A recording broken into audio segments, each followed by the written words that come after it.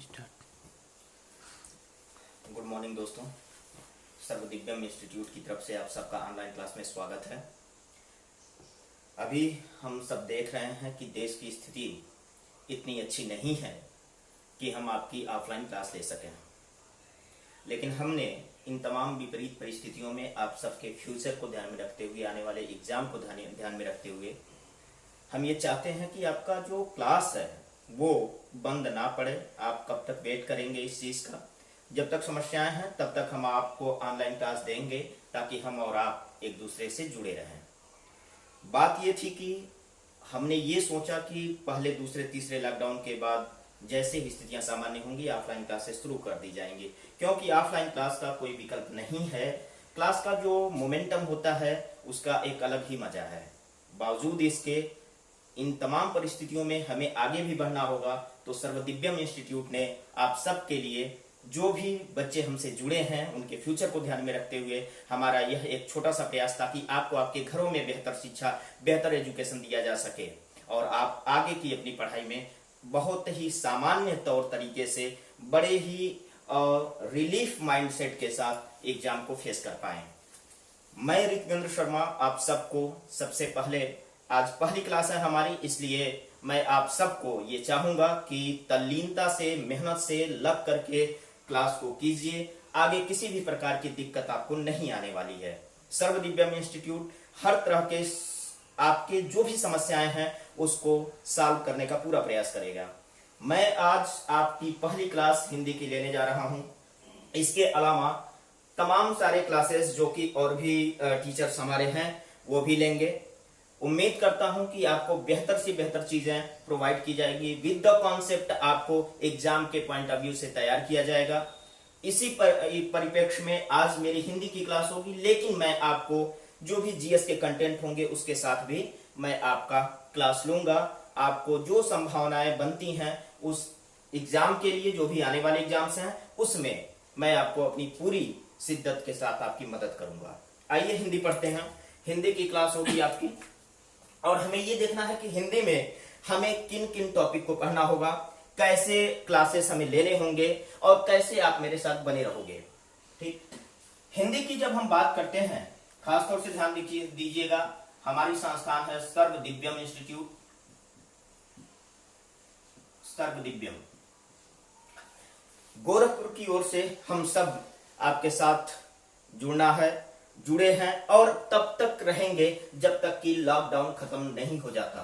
Offline class भी हमारी regular start हो जाएगी लॉकडाउन के बाद, लेकिन जब तक लॉकडाउन है हम आपके साथ ऐसे ही बने रहेंगे। हिंदी में देखने की कोशिश करते हैं कि हिंदी में हमें पढ़ना क्या होता है और हिंदी को कैसे जो है आप तक हम पहुंचा पाएंगे, ताकि आप अपने परीक्षाओं में हिंदी को कॉन्सेप्ट के साथ, व्याकरणीय पॉइंट ऑफ व्यू से भी आप सामान्य तौर से सीख पाए। तो हिंदी को सीखना होगा, पढ़ना नहीं है। मैं पढ़ाता भी नहीं हूं, बस आप मुझसे जुड़े रहिए। हिंदी की हम बात करते हैं तो हिंदी में एक पोर्शन है व्याकरण। दूसरा हमें सेक्शन देखना होगा कि हिंदी भाषा का उद्भव कैसे हुआ, इसका विकास कैसे हुआ। तो दो खंडों में बांट करके पढ़ेंगे कि हिंदी भाषा का उद्भव, भाषा का उद्भव एवं विकास, उद्भव एवं विकास, हमें ये देखना है। अच्छा, उद्भव और विकास तो देखेंगे, साथ ही साथ आपके एग्जाम में कई बार पॉलिटी, राज्य व्यवस्था से संबंधित क्वेश्चंस भी पूछे जाते हैं, और कुछ क्वेश्चंस होते हैं जैसे कि राजभाषा के रूप में हिंदी का जो संवैधानिकता है उसके बारे में क्वेश्चन पूछा जाता है। तो हमें एक सेक्शन, वो सेक्शन क्या है जनरली आप ऐसे ही यहां पर हम देखेंगे और आपको मैं बताता चला जाऊंगा कि आप समझ पाएंगे कि हिंदी की संवैधानिकता क्या है।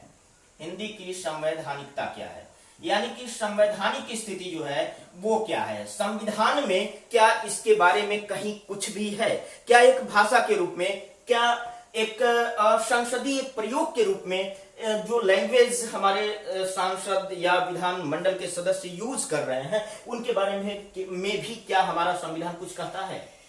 हिंदी में हिंदी भाषा का उद्भव और विकास के साथ साथ इसमें हमें देखना होगा कि हिंदी जब आगे बढ़ी तो इसके युग प्रवर्तन क्या रहे, यानी कि कालक्रम क्या रहा हिंदी भाषा का।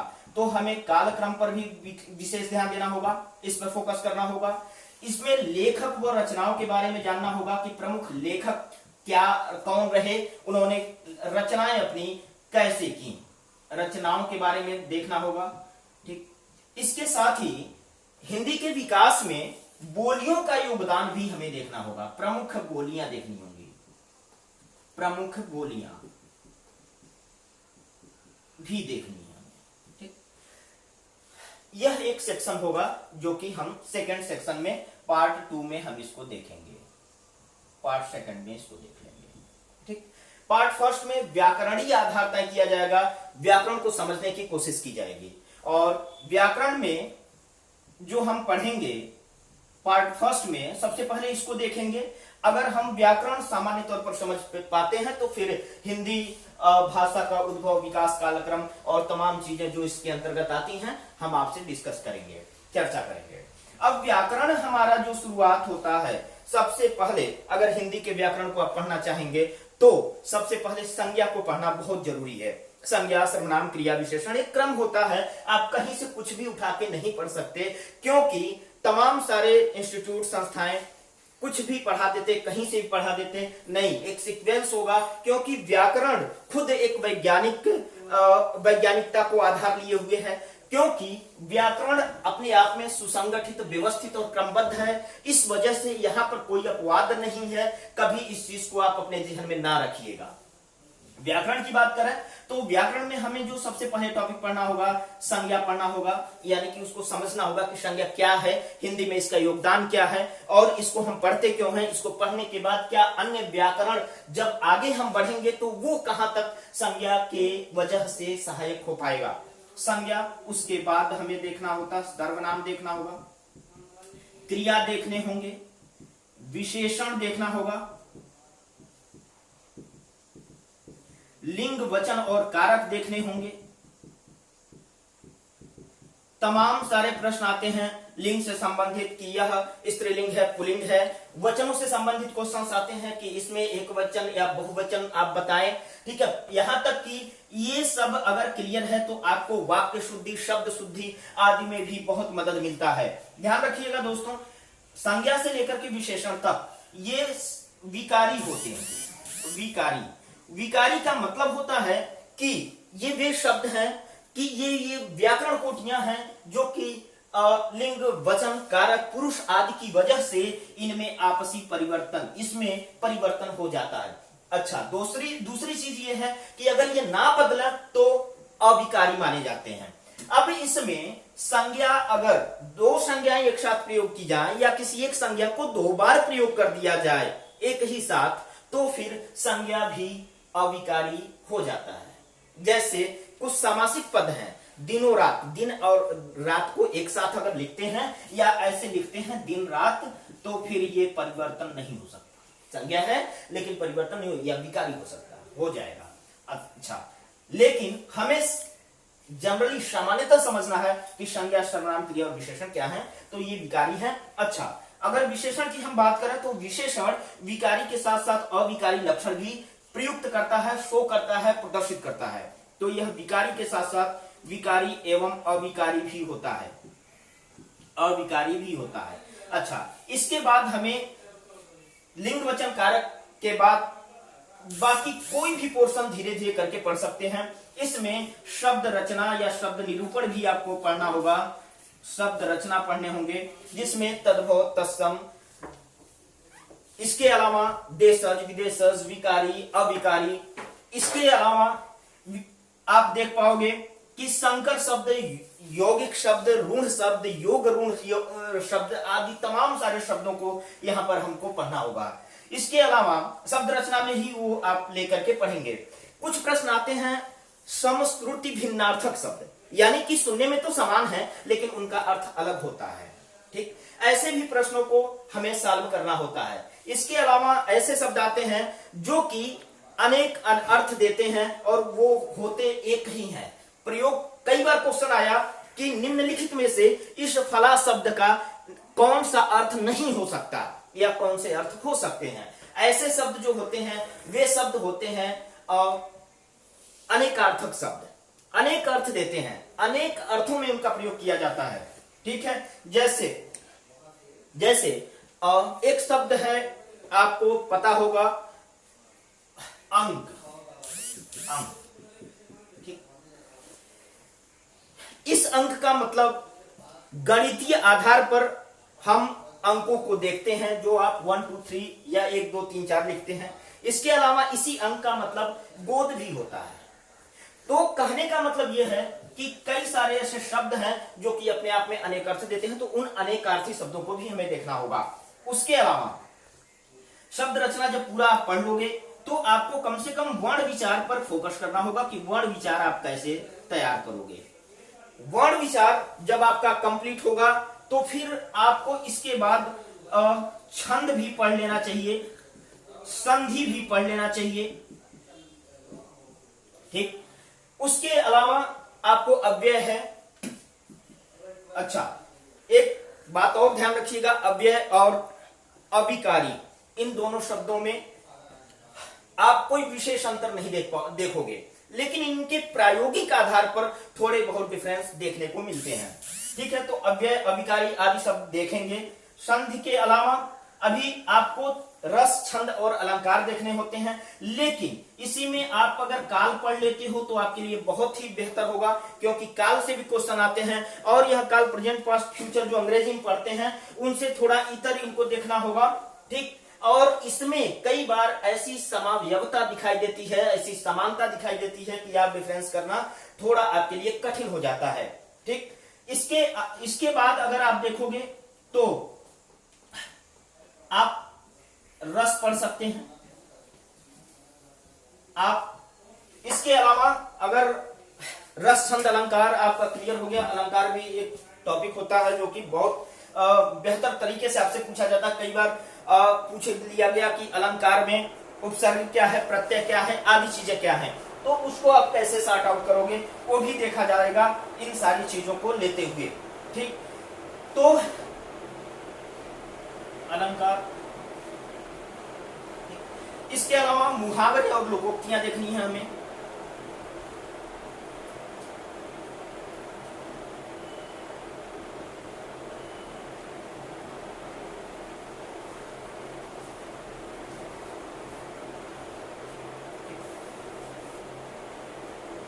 अब बात करते हैं, ऐसे तमाम टॉपिक हैं जो कि आपके लिए बहुत जरूरी हैं, वो सारी चीजें आपको पढ़ाई जाएंगी। ये एक एक करके मैं पढ़ाऊंगा, आप पढ़ते जाइएगा, लिखते जाइएगा। ठीक है, तो ऐसी दशा में आइए आज शुरू करते हैं, संज्ञा क्या है, संज्ञा का महत्व क्या है। लेकिन उससे पहले थोड़ा सा हम जानते हैं कि हिंदी की संवैधानिकता क्या है। यहाँ पर आपका जीएस के पॉइंट ऑफ व्यू से यह क्वेश्चन भी बनता है, और हिंदी तो अगर एक भाषा के रूप में जब आप पढ़ते हैं तो सीटेट, टेट वगैरह के एग्जाम में, सुपर टेट वगैरह के एग्जाम में कई बार इससे एक आध क्वेश्चन आपको मिल जाते हैं। उसके अलावा किसी भी एग्जाम में अब ऐसे क्वेश्चन पूछे जा रहे हैं। ठीक है, हिंदी की संवैधानिकता की बात करें तो सबसे पहले हमें यह देखना होगा कि क्या हिंदी हमारी राष्ट्रभाषा है या राजभाषा है। मैंने एक बात कही आपसे कि हिंदी क्या एक राजभाषा है या राष्ट्रभाषा है। आइए देखते हैं थोड़ा सा।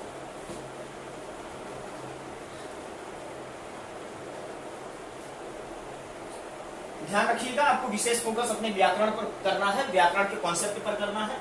फिलहाल अभी हम देखने की कोशिश करते हैं कि हिंदी की संवैधानिकता क्या है, यानी कि संवैधानिकता का मतलब संविधान इसके बारे में क्या कहता है और हमारी सामान्य मेंटालिटी है क्या। जब हिंदी को हम पहले देखना चाहते हैं कि आखिर राष्ट्रभाषा हम किसे माने और हम राजभाषा या राजभाषा के संदर्भ में हम इसको क्या समझें। ये ध्यान देना दोस्तों, राष्ट्रभाषा और राजभाषा में डिफरेंस है। जब सरकारें, हमारी संस्थाएं अपने कार्यों को जिन भाषाओं में करती हैं उसे हम राजभाषा कहते हैं, यानी कि सरकारी अनुप्रयोग की जो भाषा है वो राजभाषा कहलाती है। अगर राष्ट्रभाषा की हम चर्चा करें तो राष्ट्रभाषा एक ऐसी भाषा है जिस संदर्भ में आप देखोगे कि क्योंकि पहले राष्ट्रभाषा के बारे में चीजों को समझते समय हमें अपने देश को समझना होगा, हमें अपने देश की विविधताओं को समझना होगा, हमें अपने देश की संस्कृतियों को समझना होगा। राष्ट्रभाषा हम उस भाषा को मानते हैं कि जो कि पूरे देश में सभी लोगों के द्वारा बोली जाती है, समझी जाती है, पढ़ी लिखी जाती है, और यह जो है संस्कृति से हमारे जुड़ी होती है। मेरा कहने का बिल्कुल ये मतलब नहीं है कि हमारी संस्कृति से हिंदी नहीं जुड़ी हुई है, लेकिन चूंकि राष्ट्रभाषा के रूप में चूंकि हमारा इतना बड़ा देश है, सभी लोग पूरी तरह से हिंदी नहीं बोल पाते या नहीं समझ पाते। ऐसी दशा में कहा गया कि हिंदी को राष्ट्रभाषा अगर हम मान लेते हैं तो भाषा का जो अधिकार, जो हमें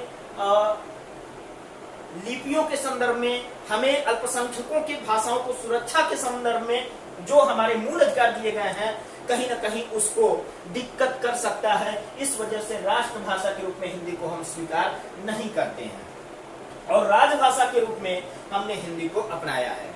इसकी चर्चा अगर हम करें तो एक बार महात्मा गांधी ने 1917 में 1917 में भरूच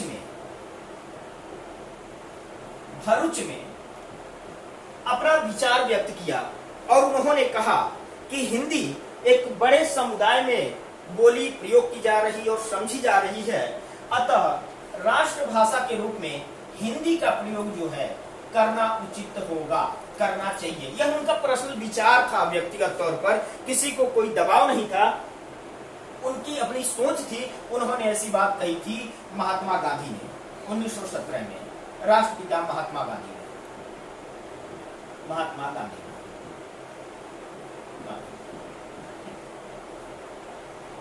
इसके बाद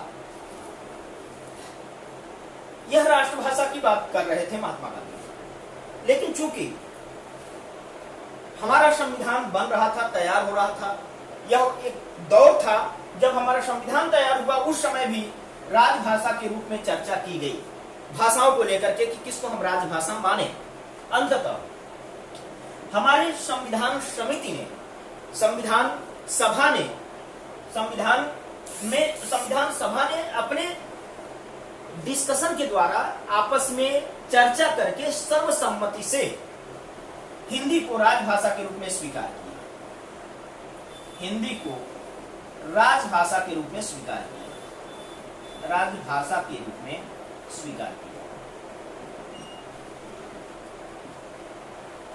यह समय था 14 सितंबर 1949।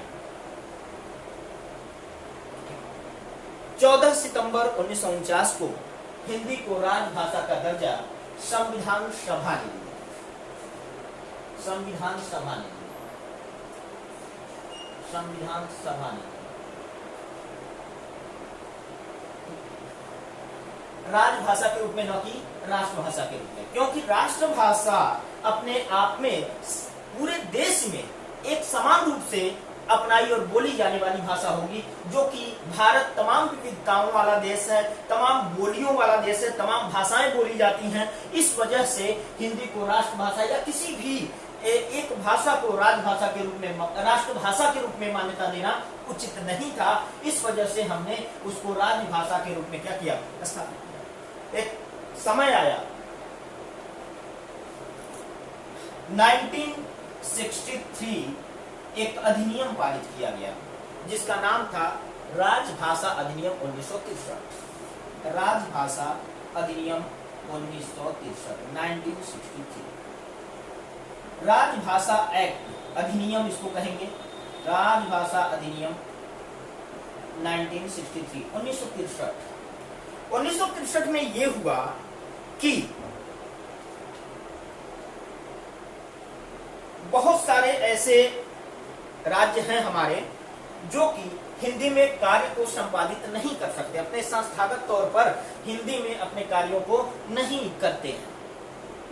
अब अगर उन पर हिंदी थोपी जाए तो ये उचित नहीं होगा।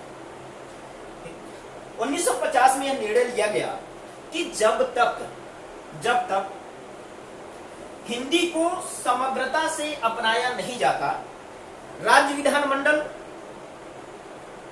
अपने विधान सभाओं में, विधान परिषदों में, जहां विधान परिषदें हैं या विधानमंडल की पूरी हम बात करें तो विधानमंडल में सर्वसम्मति से या जब सामान्य अधिनियमों के द्वारा जब तक इसको पारित नहीं करा लेते कि नहीं हम हिंदी को स्वीकार करेंगे और हिंदी में ही अपने राजभाषा राज्य के कार्यों को संपादित करेंगे, राजभाषा को हिंदी के रूप में अपनाएंगे, तब तक अंग्रेजी को भी साथ चलने दिया जाए। ठीक, अब हिंदी को राजभाषा के रूप में दर्जा तो दिया गया, लेकिन सभी राज्य हिंदी में अपने कार्य को संपादित करने में हिचकिचा रहे थे, नहीं कर रहे थे। ऐसी दशा में जो निर्णय लिया गया कि राजभाषा अधिनियम 1963 आया और इसमें यह बात कही गई कि सरकारी कार्यकाल की जो भाषा होगी वो होगी हिंदी के साथ अंग्रेजी की निरंतरता, यानी कि अंग्रेजी भी साथ साथ चलती रहेगी। 1950 में सोचा ये गया था कि 15 सालों तक हम इसको लागू करते हैं, उसके बाद सभी लोग हिंदी अपना लेंगे और अंग्रेजी धीरे धीरे समाप्त हो जाएगी, लेकिन ऐसा नहीं हुआ। और आज जो है हिंदी हमारे लिए और अंग्रेजी दोनों ही हमारे लिए राजभाषा के रूप में कार्य करते हैं। तो अगर आपसे क्वेश्चन पूछा जाए कि भारत की राष्ट्रभाषा क्या है, तो राष्ट्रीय भाषा हमारे पास नहीं है, हमारे पास राष्ट्रीय भाषा नहीं है। और संविधान के 8वीं अनुसूची में हमने 22 भाषाओं को रखा है और ये सभी भाषाएं संवैधानिक तौर पर भारत में बोली और प्रयोग की जा रही हैं। इसको इन 22 भाषाओं को हमने संविधान में जगह दी है, लेकिन हिंदी और अंग्रेजी ये 22 भाषाओं में सभी नहीं, केवल हिंदी और अंग्रेजी ही हमारे लिए राजभाषा के रूप में प्रयुक्त की जाती है। तो राष्ट्रभाषा कोई नहीं है, जबकि हिंदी एक राजभाषा और अंग्रेजी एक राजभाषा के रूप में प्रयोग की जाती है। तो राजभाषा हमारे पास दो है, ठीक। तो हिंदी की यह संवैधानिकता की स्थिति रही। एक चीज और बात करते हैं, आर्टिकल 120 की 120 की अनुच्छेद, संविधान के अनुच्छेद 120 की भाग 17 की। हालांकि ध्यान रखिएगा, भाग 17 और 120 की तो ठीक है, साथ ही साथ अगर हम राजभाषा के बारे में प्रोविजन यानी प्रावधानों को देखें तो यह जो है संविधान के अनुच्छेद 343(1) में हिंदी को राजभाषा कहा गया है।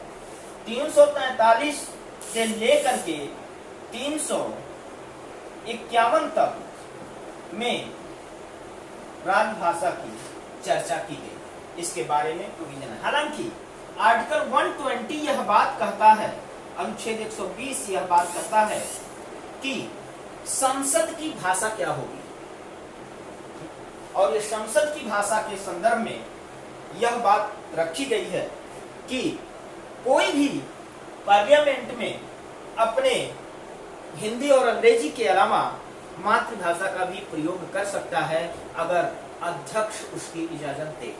अध्यक्ष को देना भी होगा, ठीक।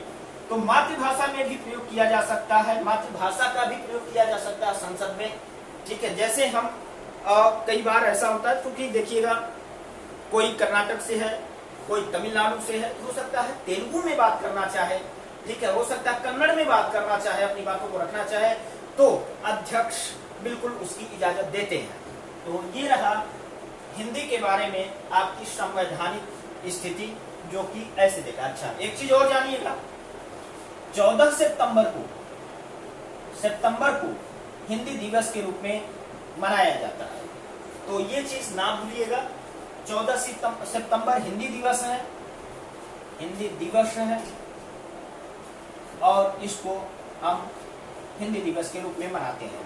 हर साल हिंदी के विकास के लिए उसके उत्थान के लिए, सामान्य जन में उसकी महत्ता को बताए स्थापित करने के लिए हिंदी दिवस के रूप में हमें मनाया जाता है। अब आते हैं व्याकरण पर और व्याकरण के पोषण देखते हैं।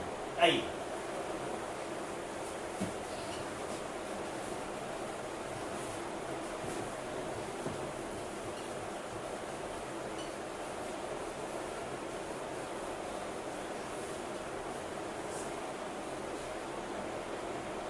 दोस्तों पहला टॉपिक पढ़ना हमें संज्ञा।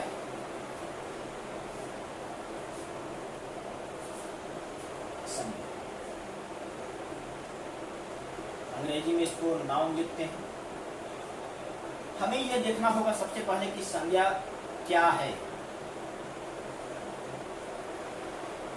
इसके बाद हमें यह देखना होगा कि संज्ञा पढ़ते क्यों है, हिंदी में इसका इंपॉर्टेंस क्या है, इसका महत्व क्या है। तीसरी बात देखने की कोशिश करेंगे कि ये जो संज्ञा शब्द है, तो संज्ञा शब्द की, इसकी शब्द की रचना, संज्ञा शब्द की रचना, संज्ञा शब्द की रचना में तीन चीजें हमें देखनी है जो कि पूछे जाते हैं। एक तो ये कि इसमें उपसर्ग क्या प्रयुक्त किया गया है, दूसरी चीज इसमें प्रत्यय क्या प्रयोग किया गया है, और इसमें धातु कौन सी है। ये तीन चीजों को हमें देखना होगा। इसके बाद हमें देखना है कि संज्ञा के भेद कितने हैं। भेद, इसको भी दो संदर्भों में देखने की जरूरत है। एक प्राचीन रूप से, जो कि प्राचीन विचारकों ने प्रयोग किया, यानी कि प्राचीन संदर्भ में देखना है इसको, और दूसरा हमें देखना है आधुनिक संदर्भ में। आधुनिक संदर्भ या आधुनिक विचारकों के अनुसार, आधुनिक विचारकों के अनुसार, विचारकों के अनुसार, या पंडित कामता प्रसाद गुरु, बड़ा नाम है कामता प्रसाद गुरु, कामता प्रसाद गुरु के अनुसार इसके कितने भेद होते हैं। और प्राचीन संदर्भ में प्राचीन विचारकों के अनुसार संज्ञा के क्या भेद रहे। इसके अलावा यह भी पढ़ना होगा कि संज्ञा क्या परिवर्तित होती है, तो संज्ञा का परिवर्तन, परिवर्तन हम ये जानने की कोशिश करेंगे संज्ञा का परिवर्तन टॉपिक में, कि यदि कोई व्यक्तिवाचक संज्ञा है तो क्या वह जातिवाचक में परिवर्तित हो सकता है, और यदि कोई जातिवाचक संज्ञा है तो क्या व्यक्तिवाचक संज्ञा में प्रयुक्त हो सकता है। ठीक, इस तरह से हम देखने की कोशिश करें क्या व्यक्तिवाचक संज्ञाएं भाववाचक संज्ञाओं में प्रयुक्त की जाती हैं। तो दोस्तों अभी आज का टॉपिक मैं यहां तक खत्म कर रहा हूं। कल जो है मैं यहीं से आगे आपकी क्लास दूंगा और आपको संज्ञा टॉपिक पूरा कंप्लीट करूंगा। Thank you.